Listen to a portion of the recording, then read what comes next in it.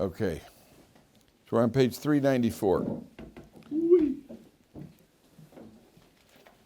394. Vayishma Yisro choin midyan chosein Moshe es kol asher aseh Elokim leMoshe l'Yisrael amo. Yisro, the high priest, a priest of Midyan, the father-in-law of Moshe, he heard everything that Hashem did for Moshe and the Jewish people.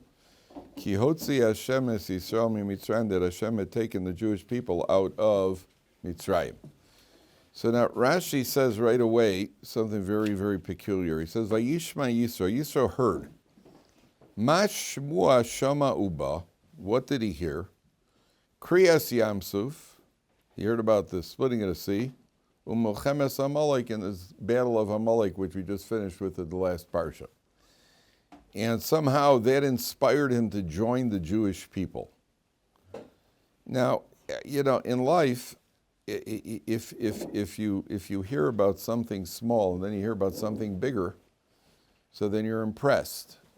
Once you hear about the biggest thing, and then something smaller happens, like you heard about the splitting of the sea. Wow! And the defeat of the Battle of Amalek. All right, I mean, it's kind of a anticlimactic. You heard about the Kriyas Yamsuf already. That's quite enough to make you join the Jews. So if it would have said he heard about the Battle of Amalek, and he heard about the splitting of the sea, so I understand he kept hearing one thing and then something even more amazing. But over here, you heard the most amazing thing, and then something that's less kind of. I mean, it's nice to beat Amalek in the first battle, but it's not like the sort of thing should amaze you. So it's moving in the opposite order. Okay, so why did Rashi put it in that order? Now, there are commentaries that say, well, because that's the order it happened. He's just telling you the chronological order was the splitting of the sea and then the battle of Amalek. But it doesn't help you if we're trying to figure out why was Yisro inspired.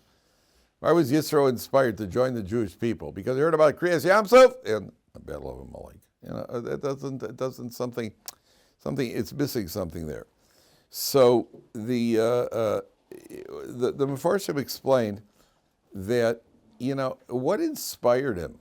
Let's say you were inspired by the Kriyas Yamsuf. Now he's living back in Midyan. The Medrash says that all the water in the world split. So the whole world heard about it. Rashi brings on last week's Parsha, when the sea split, all the water in the world split, which is a way of telling us everybody in the world knew about this. I mean, the possibilities are limitless. The guy sits down in the bathtub, and just as he sits down in the bathtub, nice hot bath, and also the water split. I hate when that happens, as they said on Coley Damel, right? Or you're taking a shower, and all of a sudden the water just keeps missing you, because the water is split. You're drinking something, and the water goes running down your chin on both sides. Or worse yet, you're doing an Olympic dive. Oh yeah, that's bad. Yeah. Then you end up, well, you got a 9. You would have gotten a 10, but there was a splash. So what that means Yisro, where he was, he heard about Kriyas Yamsuf. So what happened to him? So the commentators say, you see, in life, sometimes you can be inspired. Okay, I'll stay right where I am because I'm inspired. I heard about Kriyas Yamsuf. That's great, Kriyas Yamsuf. But then he takes a look. He says, it's possible for a person to hear about Kriyas Yamsuf and still behave like Amalek. So at that point, I better join up the Jewish people. I can't rely on myself to stay where I am in Midyan on my own. I need to be with the rest of the team. I can't do it on my own because I may be inspired, but if a whole nation like Amalek, after knowing about Kriyas Yamsuf, could still deny God and attack the Jewish people, then if I stay alone, so who knows what's going to happen to me? Sure, I'll be inspired right now. But what's going to be a couple of weeks from now? And therefore, I have no choice but to join up the Jewish people so that my belief is reinforced by being part of the community. Do you know that in 1973, after the Yom Kippur War, they couldn't fill the demand for tefillin in the country? Because soldiers who came back from the 1973 war, to a certain extent, that's what's going on now. People went to the war, the battlefront, they said, we saw God at that battlefront. They came back from the battlefront, they wanted tefillin. They could not fill the demand for tefillin in the country. And within 2 weeks, the demand died down. Because inspiration is often short-lived. Inspiration is very nice, but you got to do something about inspiration. You can be very inspired, and then the inspiration just simply dissipates. Right? It takes time. Then after 2 weeks, sometimes this happens, sometimes that happens. So Yisro feels, first of all, I'm not willing to take the risk of staying on my own. I got to join the community. And a Jew has to know that often you're in a situation in life where you may be on your own, and a Jew, you can't do it on your own. Judaism is about community. You got to be part of a shul. You got to be part of a community. You can't live off somewhere where you're surrounded by non-believers or you're surrounded by non-Jews and expect to stay strong. You have to join. You have to be part of the community. A person has to know that there are no lone rangers in Judaism, and there are no lone approaches in Judaism. Everybody got a different idea. I'll serve God this way, that way, the other way. We have a time-tested method of serving, and that's what we do, number one. Number two, there's a very big question here, and that is, that in the time of Shlomo HaMelech and Dovid HaMelech, they didn't accept converts into the Jewish people. The time of Dovid HaMelech, Shlomo, there were no converts accepted into the Jewish people. Why not? Why? Yeah, sure, you're a fair weather fan. All of a sudden you're jumping on the bandwagon. It's not like, I remember in the 90s, all of a sudden everybody's a Bulls fan. In the 90s, everybody's a Bulls fan. Where were you in the 70s when I was growing up and he turned the newspaper upside down, you'd see them in first place. Where all of a sudden in the 90s, everybody's a Bulls fan. Some Israeli kid, he's got Chicago Bulls on his, what Bulls? Why'd you have a Clippers out in the uniform? With the Bulls, all of a sudden you're a Bulls fan. Get that thing off, kid. You're a fair weather fan. Sure, everybody wants to join the winning team. That's why I'm a City supporter, right? But it had nothing to do with that, right? Accusations, you're accusing falsely. And by the way, the Chiefs are going to the Super Bowl, right? The what do you call it? Yeah, I've always been a Chiefs fan. Yes. Where's Kansas City? What do you call it? Listen, the Bears could have had Mahomes. They passed him up. He was drafted 10th. The Bears could have had him. They drafted some guy, I don't even remember his name anymore. Another one in a long line of Bears quarterbacks. Who was it? Mitchell Trubisky, another Bears quarterback who could heave it. He could heave it 20 yards on a good if he had a running start. So what do you call it? Here's a guy who could throw a football. This guy could throw a football faster and harder than I could throw a baseball. He could throw a football 60 miles an hour. Whoa. Yeah. The guys tell me his receivers keep dropping passes. Sure, 60 miles an hour, you'd be dropping passes too. But they're going to the Super Bowl. So, we didn't accept converts in the time of Dovid HaMelech. Sure, everybody wants to join the winning team. The Jews are at the pinnacle of success. When do we accept? There's a guy who can actually, a German non-Jew converted during the Holocaust. A German non-Jew converted to Judaism during the Holocaust. Now, there's a guy who's either very sincere or out of his mind, right? Right, maybe a little bit of both, but that's something else. Are you sure you want to do this, buddy? This is really not the best time for Jews right now. No. I mean, that means the guy's sincere. So the question, the commentaries asking, why is Yisro accepted into the Jewish people over here? So the commentaries point out because that's why the Torah emphasized he was Kohen Midian. He was Kohen Midian. He was already a very prominent person. He was a prominent person as a non-Jew. He didn't join the Jewish people because he needs prominence. He already had that. So if somebody who is joining up, somebody already has it, therefore that takes care of the technical problem of accepting him as a convert. Okay. Then the Torah says, so what does Yisro do? Third line from the top, page 394. Vayikach Yisro chosein Moshe, es tzipora eshes Moshe, achar shilucheha. Yisro takes Tzipora, Moshe's wife, after Moshe had sent her away. Now what that means is that Moshe Rabbeinu had been on his way down to Mitzrayim. Hashem said to Moshe Rabbeinu, I want you to go down to Egypt. And Moshe Rabbeinu was on his way down to Egypt, and Aaron met him. And when Aaron met him, he saw Moshe was with his wife and children. He said, where are you going with them? Where's everybody going? He says, well, we're going to Mitzrayim. Hashem said, I said, listen, we got enough people over there who are stuck in Mitzrayim. I don't need to know. You have to go. But we don't need your wife and children there to join the crowd of people who are trapped in Mitzrayim. So Moshe sent them back to his father's house. Now that Yisro is coming back to join the Jewish people, he brings Tzipora and the two sons. And who are the two sons? Veshnei banei Asher shema echad Gershom. One's name is Gershom, ki amar ger hayisi beretz nochriya. Moshe called the first one Gershom because he said, I was a foreigner in a foreign land. Veshema echad Eliezer. The second one's name was Eliezer because he said that was what do you call it, a tribute to the fact that Moshe had been saved from the sword of Paro. Now, when was Moshe saved from the sword of Paro? When Dasan and Aviram snitched on him. Remember the Dasan threatened, they said, oh, you're going to kill us like you killed the Egyptian. Then they snitched on Moshe Rabbeinu. They thinked on him. So Moshe Rabbeinu was then taken to Paro. And they tried chopping his head off. And the sword, his neck turned to marble. The sword bounced off his neck and it killed the executioner. That's bad, right, for the executioner, right? So, he tried executing him. He chopped his neck. The sword bounced off his neck and it killed him. So Moshe Rabbeinu ran away. And where does he go? He goes to Midian. What's Midian? Midian is he's a foreigner in a foreign land. Now he has 2 sons. So what does he name the first one? Gershom, because I'm a foreigner in a foreign land. And he named the second one Eliezer because he was saved by the sword of Paro. You hear any problem with that? Yes, the order. The order. It's out of order. You should first name him after the miracle of the sword, because that happened first. And then start talking about being a foreigner in a foreign land. So there are commentaries by who say that when Moshe Rabbeinu said he's a foreigner in a foreign land, he wasn't referring to Midian. He was referring to when he was raised in Paro's palace. Even there, he saw himself as a foreigner. He still attached himself to the Jewish people. That's why he went out and he saw the suffering of his brothers, and he empathized with his brothers. So even there, even though he's raised in a palace in the lap of luxury, Moshe Rabbeinu did not see himself as an Egyptian prince.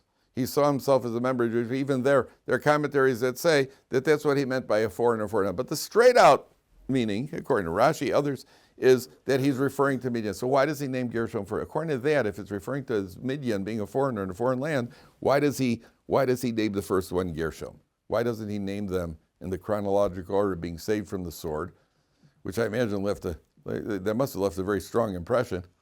No pun intended. That must have left a strong impression. The sword bounced off, well, it certainly did on the executioner. So the bounced off him, killed him, and Moshe Rabbeinu names the miracle Eliezer. Hashem saved me from the sword of Paro. So why does it change the chronological order? So the Mefarshim say, what's Moshe Rabbeinu's most urgent need and urgent concern when he gets to Midian? What's his most urgent concern? The most urgent concern is to remind himself that he's a foreigner in a foreign land, that he shouldn't. He's left the Jewish people in Mitzrayim. He's run off to Midian. He's all alone in a different country. Imagine what it's being like. I mean, just imagine that you were alone in Japan, right? You moved to Japan, right? Or you moved to Indonesia, which I recommend against, by the way, right? But let's say you moved to Japan. Now, Indonesia, I think, has the highest Muslim population in the world. Yeah. So if you move to Indonesia, I recommend other places. Let's say you go to Japan. Japan's a nice place, good weather, earthquakes once in a while, but, stay in the right places, and periodically they get nuked. But, just try to avoid those places, right? So you go to Japan, and you're all by yourself. No kosher food. There's no shul. There's no Chinese restaurant. Well, it's Japan. A lot of sushi, right? So you're in Japan. What do you do to remind yourself that you're Jewish? First, you strap on your tefillin and your talis. So keep your talis and tefillin on all day. And keep your yarmulke on. Make sure that you do. Again, I'm only using a very extreme example. I'm not recommending going to Japan, but you do something to remind yourself. I get this whenever I travel. I get this feeling because you're in an airport. And the airport is full of mostly non-Jews. And, there I am at Los Angeles airport. And you're just kind of, it's you guys versus me, right? I was once on a Lufthansa flight, right? The German Airlines. Oh, that was a party, right? I get to the counter. It was a United flight. United has a code share with Lufthansa. So I get to the counter. And the lady at the counter immediately says to me, oh, this is a good story, you're going to love this. I get to the counter, the lady at the counter, she looks at my ticket, and she says, well, 1 second. And she goes back, I see her talking to a supervisor. Then she comes back to me, and she goes, just 1 more second. I see her going back to talk to the supervisor again. So she comes back to me. So this time I pretended to be upset. I wasn't. I had about 2.5 hours to the flight, so I wasn't in any rush. So I just pretended like I just said, what seems to be the problem? right? Yeah. So it turned out, and there's this whole. I was picturing what a cartoonist would do if they could put the thought process, in the, she's looking at me, yeah, good morning, yeah, good morning, yeah, danke schön, yeah, danke schön. Yeah, I know danke schön means, it probably means take a fine leap, Jew, danke schön, yeah. And we got the way you go. So I said, what seems to be the problem? So she says, well, there are two people named David Kaplan on this flight. So I was like, whoa, that's cool. Another Jew on a Lufthansa flight, not only another Jew, another me. And then you start looking around for people, and I'm trying to see myself. I'm trying to find myself because somebody else with your name. Okay, so I get on the flight. I sit down. I'm in my seat for about a minute, and one of the stewards comes over and says, "Are you David Kaplan?" Oh, no. They said over the loudspeaker. They said, "Will passenger David Kaplan please identify himself?" So I thought, yeah, they're going to move me into first class. This is one of those sudden upgrades, So I stand up. And the guy comes over, and I see there's another guy standing up, an older guy. This was going back about 20 years ago. There's a guy much older, completely no yarmulke, completely secular looking, and he stands up. And I looked at him, I said, "David Kaplan?" He says, "Yes, I am." And then the steward comes over, he goes, "Did you order a kosher meal?" So I said, "Yes, I ordered a kosher meal." He goes, "Okay, because we have that one kosher meal." So then he walks away, and I said to the guy, "You didn't order kosher?" He says, "I don't eat kosher." I want to tell you, we're sitting on a plane full of crowds, right? And I'm looking at myself now in front of them, and you can't eat kosher. In front of them, you can't eat kosher. That was very disappointing. But that was the other David guy. He made a point, make sure he doesn't eat kosher. So then we take off, and I had to daven. And I got my tzitzis sticking out, they're trying not to stare. As I'm walking around the airport, in the airplane, you can see people are trying not to look, me and 200 of them. I was lucky they didn't dump me out a window over the ocean, I'm just hoping that I make it through this flight. So as I go to the stewardess, I say, "Is it okay if I pray?" She says, "Yeah, well, I'm a Muslim. I like when people pray." So there's the Jew and the Muslim in front of 200 Germans on the plane. So this was one of those times where I didn't do it discreetly. I said, "You guys are going to watch this. You're going to read them and weep." Right? I took out my tallis and I did the whole, the whole thing, with the tefillin and the whole. Yeah. Look, here we are, boys. Here we are. And then I just checked to make sure no ovens on the plane, and then I just put on the tallis and the tefillin, and a good time was had by all. So sometimes when you travel, you forget. There's a little bit of. Sometimes you can actually get a buzz in the other direction.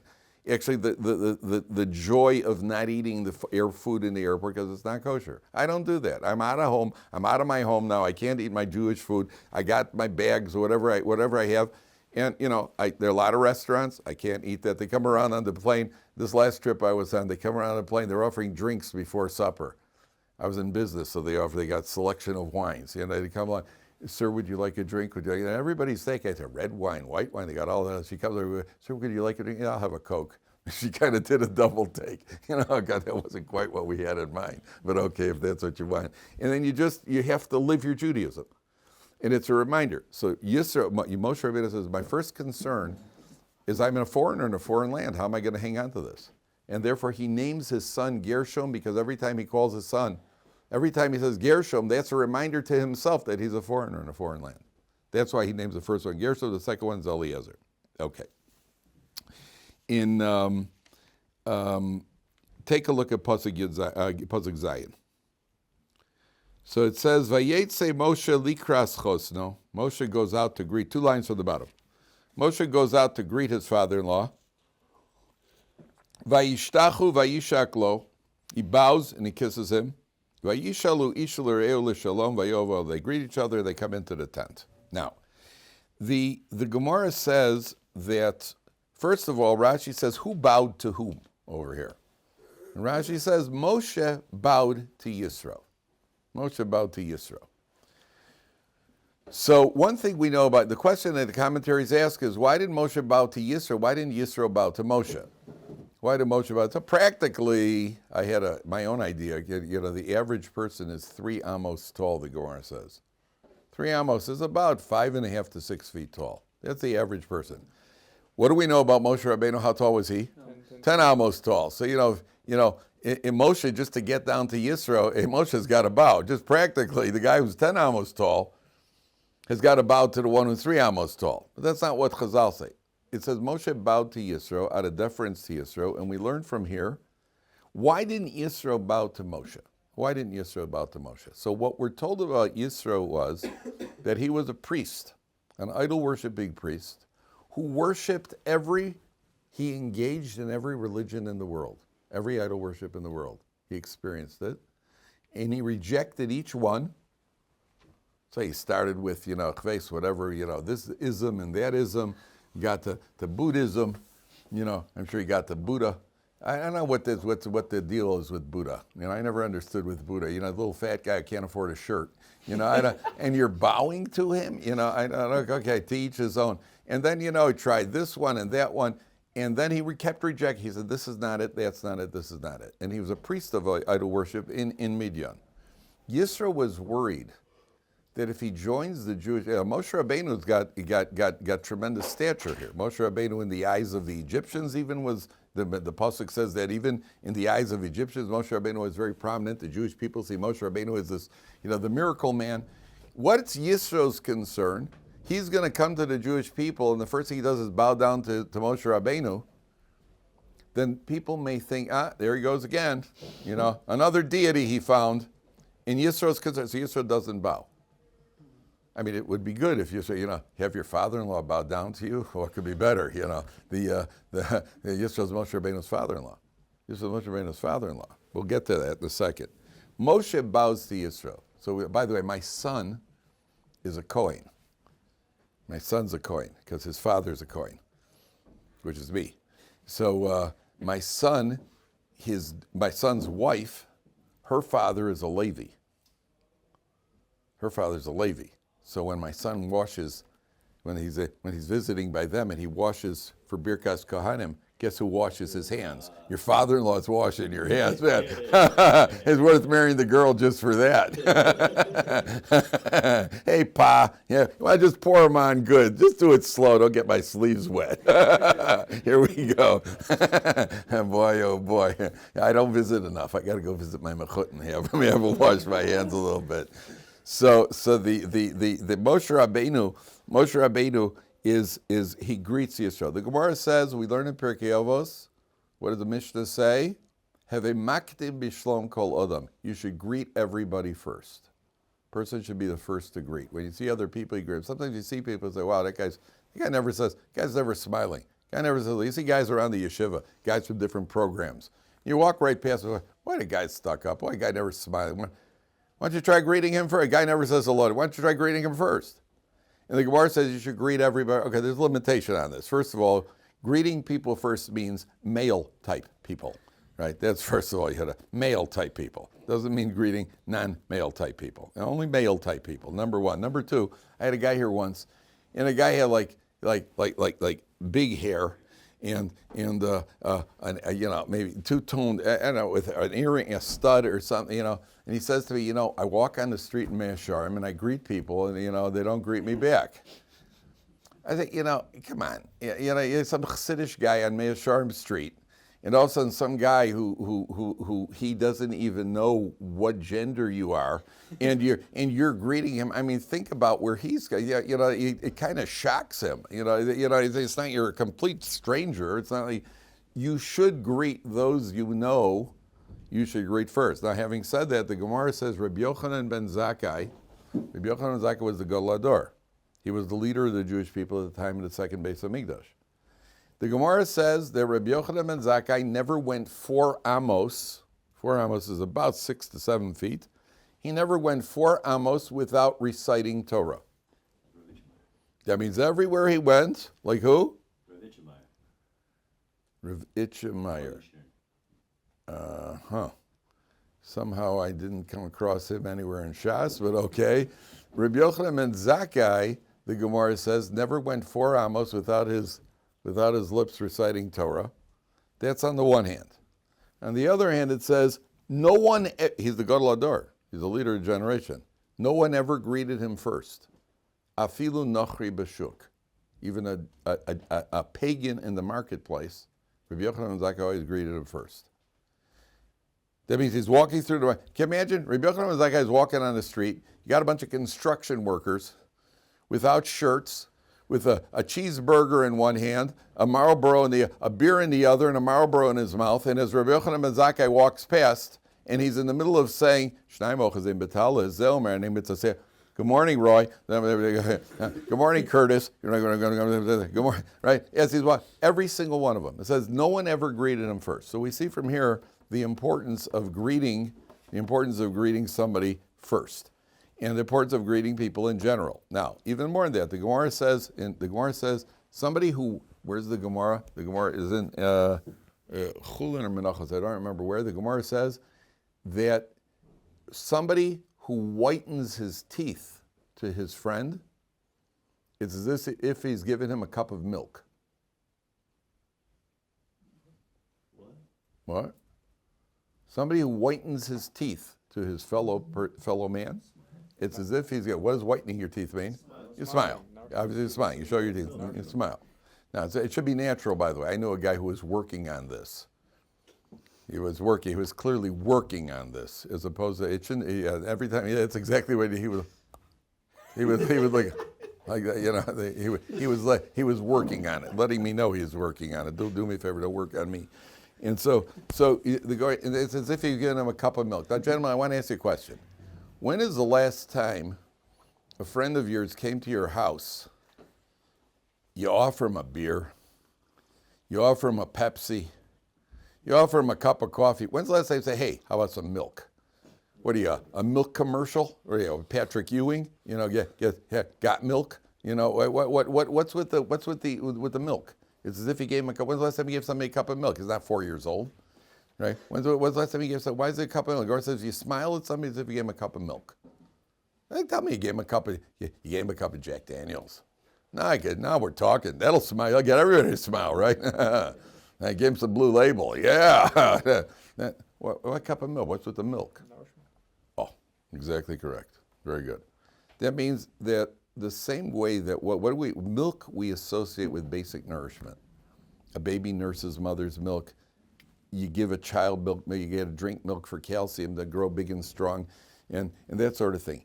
A basic human need is to feel approval of others. When you smile at somebody, you're proving that you're showing approval of this person as a person. Somebody once said, if you smile, people think you know something. You know something secret. See, we ever watch guys walk around smiling? It's like, what are you smiling about? You know, 'cause we're supposed to walk around with a frown, right? Because we're all miserable, right? When you see somebody smiling, you're always wondering, like, what are you smiling about? I love going into government offices. You know, I walk up to the ladies usually like this. She's doing something. Ken. Like that. I try to walk up, smile. First of all, I get better service. And she's shocked. Why is this guy smiling? Right? What do you know that I don't know? Right? The truth of the matter is that I've once read that when you smile, you use fewer facial muscles than when you frown. Do you ever hear that? Do you ever hear that when you frown? When you smile, they even tell air flight attendants, if they're in a bad mood, they're having a bad day, they tell them an hour before the flight to start smiling. Because apparently just smiling puts you in, it has an effect on you. You could hear when you're talking on the phone, you could hear somebody smiling through the phone. And when you smile, in America, if you've got white teeth, you whiten your teeth. In America, that's like, you got Mr. Colgate. If you got white teeth, then you've made it. White teeth, no dandruff, you're good. If you mug people on the street, okay, you get out on parole. But if you got white teeth, no, that's fine. That's how you get away with murder.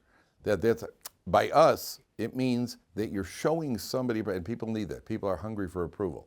So the Gemara says, Rabbi Yochanan ben Zakkai, the Gadol Hador, there was no one who ever greeted him first. He greeted everybody first. It's a good practice in life. People, again, not to do it in an odd way. Not to do it in an odd way. And you should know that in Israel, we're used to that sort of thing. It doesn't matter where you're on the bus. Hey, I saw a guy on the bus this morning. He got on the bus and he was huffing and puffing. I just said to him, what's going on? Are you okay? Yeah, I was running for the bus. In Israel, you'll talk to everybody. Sometimes I forget when I get off a plane. As I'm walking through an airport, I say, yeah, hi. In America, I can't talk to anybody in America. You're always suspect of something. So you got to just remember, it should be natural, in natural circumstances. But in the yeshiva environment, there are a lot of guys that you see on a regular basis, and you're thinking, this guy's sourpuss. Well, he's thinking the same thing about you. You never smile. Try smile. The world smiles back at you. That's what it says. Especially when the stock market is up. Okay. Pasuk Ches. Vayesaper, very important, gentlemen, very important fundamental. Vayesaper Moshe lechosto es kol asher asa Hashem leparo lemitzrayim. Moshe told his father-in-law all that Hashem did to Paro in Egypt. Now, Yisro has heard part of the story, but he hasn't heard the whole story. Alodos Yisrael es kol hatelo asher metzoasam, all of the travail. Baderech vayatzilem Hashem. Moshe tells them all the troubles that they had and that how Hashem has saved them. Page 396, second line from the top. So look at Rashi, 396, Rashi, right column, second line from the top. Vayisaper Moshe lechosno. Moshe tells his father, why did he do this? Why did Moshe go over and start telling him what Yisro theoretically already knew? Says Rashi, Limshoch es libo lekarvo leTorah, to draw him near and bring him near to Torah. So Moshe Rabbeinu tells Yisro all the good things that happen to the Jewish people. In our day and age, I don't think there's anybody in this room that doesn't have somebody who you would like to interest in Yiddishkeit. Somebody who you'd like to interest. It could be a family member, it could be your father, it could be your brother, it could be a friend. And you'd like to interest them. Now, the mistake people make is, a guy just asked me a question last week. He told me, this guy came through, he was actually a student here many, many years ago. He said, today he's got a family. So he told me he has a sister who's married to a non-Jew, and they have zero Yiddishkeit in the home. They have a son who's now going to become bar mitzvah. And the son's about to be bar mitzvah. He goes to church with his father periodically, and he wanted to know if and what he should buy his nephew for a bar mitzvah present. What should he get his nephew for bar mitzvah present? Right? What would you say? Somebody asked you that question. A kid has zero connection to Yiddishkeit. His kid's Jewish, his mother's Jewish. And it's his bar mitzvah. Should he buy him a bar mitzvah present? I said, for sure. Of course you should buy him a bar mitzvah. What would you say you should get him? Tefillin. Tzitzis. Right? Huh? An Xbox. Okay, you get. Oh, what's that? Car. A car. Yeah, or something cool, like a smartphone. There you go. Okay, so you're on the right track. You see, if you buy him tefillin, he's going to toss it away. What's he going to do with tefillin? You buy him tzitzis, he's not about to put on tzitzis. Some people say a book. Buy him a book on Judaism. Now, how would you look at a book? If the kid is studying about the, how would you like it if it's your birthday and your brother who's studying all about Chinese pottery buys you a book of all the pictures of Chinese pottery, right? Well, what's it got to do with me? You're interested in that. That's a mistake many Baalei Teshuvos make. It's your father's birthday, your brother's birthday. I'll get him a book. Get him a book on Judaism. It's his birthday or your birthday. All right, let's not confuse the birthdays over here, right? So I was thinking that it's something obviously Jewish is not a great idea. A kid's not going to read a book. He's 13 years old. What book is a kid to read? What American kid's 13 years old read anything? So, except their text message. What do they read? So I was thinking you'd get something like, what you say, an Xbox or something cool like that to show you that that's the cool uncle. That's true, but I think under the circumstances, it's too far removed. What I suggested is a pure silver Kiddush cup. Yeah. Because he's not going to throw it away. The worst scenario, they'll just trade it in for cash. That they may do. But one day he may take, this thing has got a lasting, it'll be there on the shelf. It's a nice piece of silver. Maybe the mother will keep it around. And one day he's going to ask, what do I do with this thing? But to get him something that's too obviously Jewish, doesn't work. Same thing when you're trying to interest somebody in Yiddishkeit. You start talking to them about philosophy, about about halacha, it's not going to do it for people. What will do it for them, if anything? Talk about the beauty of Judaism. Don't talk about the world to come and reward and punishment, that sort of thing. It's too far removed. It's too abstract. Talk about the benefits of a Torah life in this world. Number one, you may get married and stay married.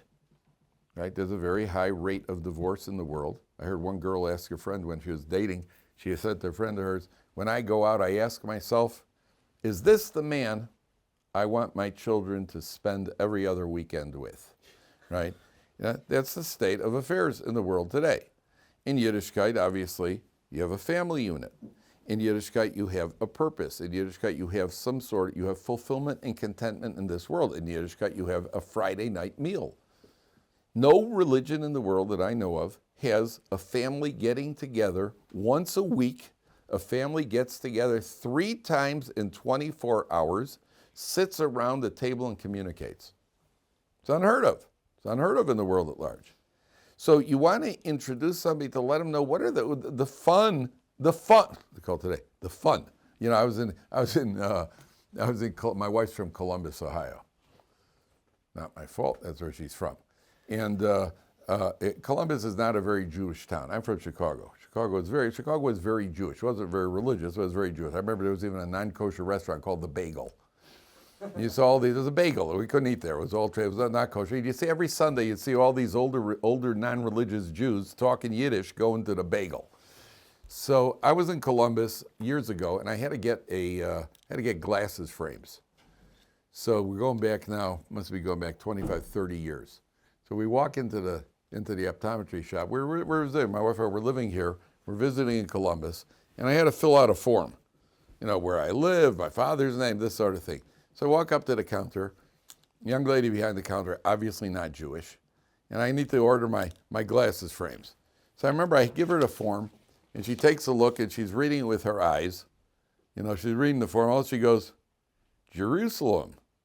You live in Jerusalem. Is it fun to live in Jerusalem? Now, gentlemen, I want to tell you something.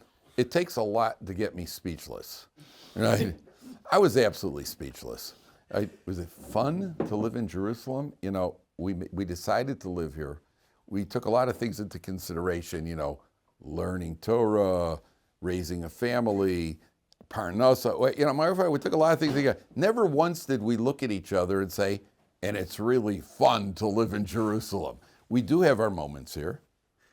You know, like when you're walking on a sidewalk and a bus drives up on the sidewalk and honks you out of the way. That's fun.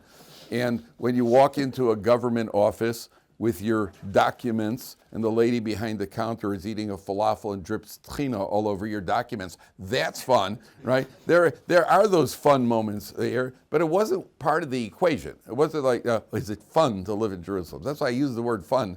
You know, nowadays fun is Bisley. You know, Israel's #1 export, Bisley. You know, bamba. You know, oh, that's fun. Let's have some kef, right? Let's have some bamba, right? But at the end of the day, fun is not part of it. You want to explain to somebody, I wouldn't use the word fun, you want to explain to somebody the satisfaction of a Torah life in this world.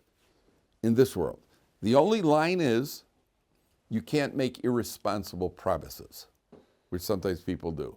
If you become religious, you're going to be healthy your whole life. Not 100% true. You can't make a promise. There are plenty of religious people who have ingrown toenails, right? You know, there are plenty of religious people who, chas v'shalom, have something worse. So you can't, it's an irresponsible promise. You can't even promise if you become religious, you won't get divorced. You can't promise that. You enhance your chances of having a family. You enhance your chances of family of a good marriage, but you can't promise it because it's not true. If you get religious, you'll become rich, right? That's what somebody promised me. Right? I'm still waiting.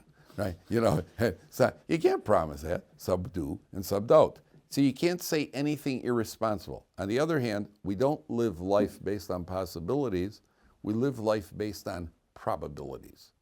The probability of what you want most in life coming about when you live a religious lifestyle is higher than the probability if you live without the religion. And therefore, Moshe Rabbeinu introduces Yisro to the beauty of Torah. I want to ask you guys a question.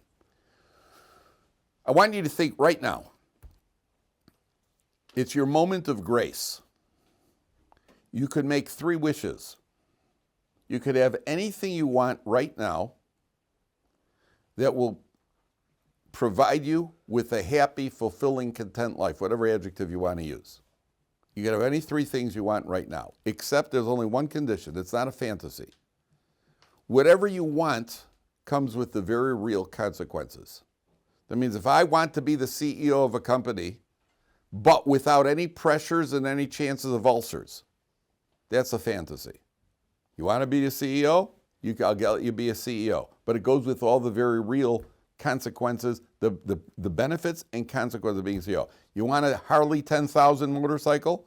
As a guy once said to me, that was one of his 3 top dreams in life. You'll get a Harley 10,000. But I can't guarantee you that you're not going to wipe out. That would be a fantasy. So I give you exactly 30 seconds, gentlemen, to think. You could pick 3 things that you would want. Any 3 things right now that you would want for a happy, content, fulfilling life. I'll give you exactly 30 seconds. Always got to be unlimited. Silence when you speak. You got 25 seconds left. Any 3 things you want.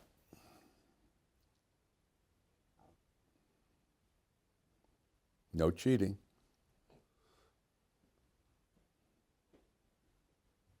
Five seconds left, gentlemen. Better pick something quick. Okay. How many of you have on your list wealth? Not really. Yes. Okay. Depends. I'm just asking. How many? No, it depends. How many have wealth on your list? Okay. How many of you have prestige? It's my game. I get as many as I want. How many of you have power, control, like being a CEO? Okay. How many of you have good health? If you don't have it, it's not too late to change, by the way. Oh, yeah, I didn't think of that. Could I change? Yeah, you could change. Okay, now I will ask again. How many of you have health as one of your top things? Yeah, there we go. Okay. How many of you have marriage/family relationships? Oh, gee, what a surprise. What a shock. What a surprise. How many of you have something else? A guy once told me, what have you got, Shia? Lifetime supply of like Vosel and a vape. Oh, there you go. Yeah. Along with health, right? Yeah.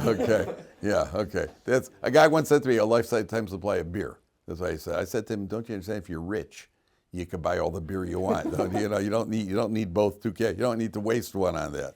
Yeah. What do you got? Okay. So I'll tell you why I do this. I've done this with groups, male, female, young, old, religious, not religious, every type. It doesn't matter. It's always inevitably number 1, 2 on the list are health and family. Yeah.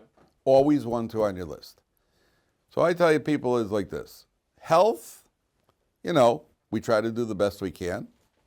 Kodesh Baruch Hu takes care. We have to be responsible at our health. The Torah says you're not allowed to do anything risky. You're not allowed to rock climb, and you're not allowed to alligator wrestle, and you're not allowed to attend British soccer matches. Anything that a health hazard, okay, we try to do our best. Family, so then you got to ask yourself the following question. Are your plans right now in life, wherever you're going to go, are those plans that will enhance your marriage and family? Or are you planning on something that's going to take up too much of your time, not give you enough time to put into your wife and children, something that's going to run down your health, all because you're pursuing something which you yourself did not put on your list as one of your 3 priorities? You're either pursuing money or you're pursuing prestige. It's one thing if you got to work because you need enough.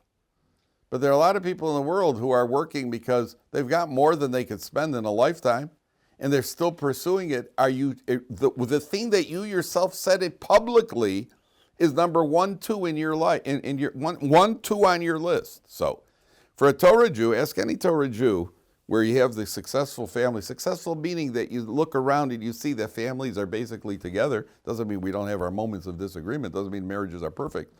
There is no such thing as a perfect marriage. It's an oxymoron. But if you ask any Torah Jew, what's the success of Torah families?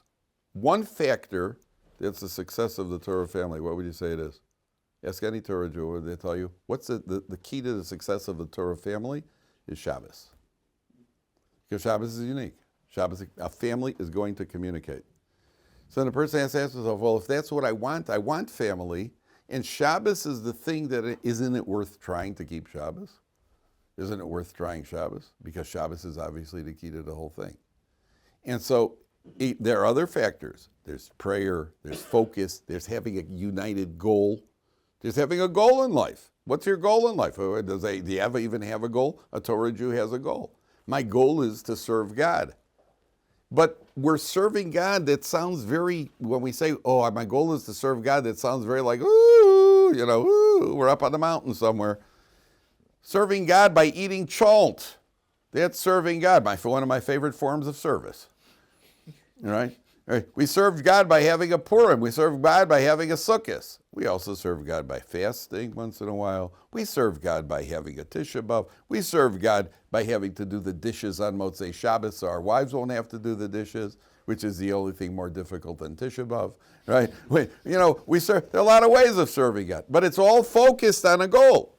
So if a person understands, if this is what I want out of life, and there's a system that enhances my probabilities, my possibility, my probability, it's probably worth embracing the system. See you tomorrow, boys.